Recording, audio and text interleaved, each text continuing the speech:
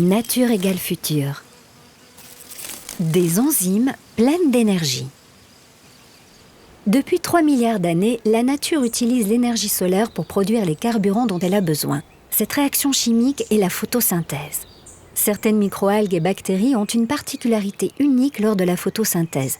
Elles sont capables, grâce à des enzymes appelées hydrogénases, de transformer l'eau en hydrogène. Si on arrive à copier ces enzymes, nous pourrons dans un futur proche utiliser l'hydrogène comme carburant.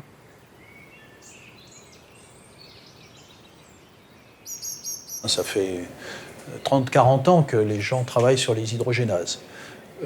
Moi, j'y suis venu lorsque on a commencé à avoir des informations structurales sur ces enzymes, c'est-à-dire qu'on a commencé à comprendre quels étaient ces éléments atomiques et moléculaires. Ce que j'ai fait, c'est vraiment en collaboration avec Vincent Artero, qui est un brillant chimiste, directeur de recherche au CEA à Grenoble. Nous avons inventé un catalyseur bio-inspiré qui a pris en compte certains éléments des hydrogénases, et en particulier un atome de nickel et puis d'autres éléments moléculaires, et que nous avons traduit sous la forme d'une molécule de synthèse qui s'est avérée douée de très grandes propriétés catalytiques pour la production d'hydrogène. On a choisi le nickel parce que justement une des enzymes hydrogénases utilise du nickel. Et ensuite, on a greffé ce petit complexe qui est pas cher et qui est assez facile à synthétiser sur des nanotubes de carbone pour faciliter les transferts d'électrons qui sont absolument essentiels dans cette réaction. Et ces nanotubes de carbone, d'une certaine façon, ressemblent à la chaîne de transfert d'électrons qui existe dans les enzymes.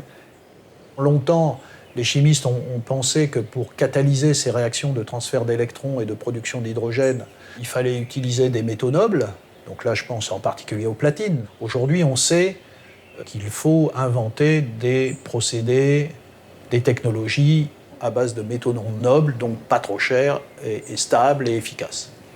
Puisque les enzymes savent faire ça avec du nickel et du fer, essayons de comprendre, copions-les et on devrait inventer des choses qui remplacent le platine. Grâce à ce catalyseur bio-inspiré, on peut produire de l'hydrogène à partir de l'eau. Cette réaction appelée électrolyse sépare l'eau en hydrogène et oxygène. On peut aussi réaliser la réaction inverse, c'est-à-dire l'oxydation de l'hydrogène en eau dans une pile à combustible.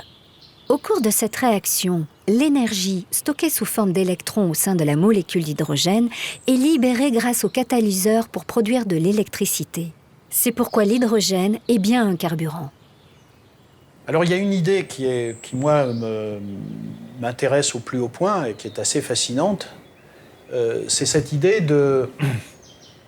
d'avoir chez soi, alors au niveau d'une maison ou d'un quartier ou d'un groupe de maisons, des dispositifs très simples. Un panneau photovoltaïque, un électrolyseur, une pile à combustible. Tous ces dispositifs existent, on n'a pas besoin de les inventer. Une fois qu'on a tout ça, on peut imaginer, et d'ailleurs les calculs le montrent, qu'une maison française puisse collecter de l'énergie solaire par les panneaux photovoltaïques, stocker l'électricité qui en découle en faisant de l'électrolyse et en convertissant de l'eau en hydrogène qu'on stocke dans une bonbonne dans sa cave. Et quand il fait nuit ou qu'il fait nuageux, eh bien on utilise cet hydrogène dans une pile à hydrogène en réaction avec l'oxygène pour donner de l'eau et de l'électricité qui réalimente la maison, la voiture, etc. Donc il y a cette idée d'autonomie dans la production de son énergie et dans l'utilisation de son énergie. De nombreux chercheurs travaillent sur ce qu'on appelle la révolution de l'hydrogène, à savoir la production autonome d'un carburant propre et durable. L'apport de la chimie bio-inspirée ouvre donc la perspective à des technologies moins coûteuses pour la production et le stockage de cette énergie renouvelable.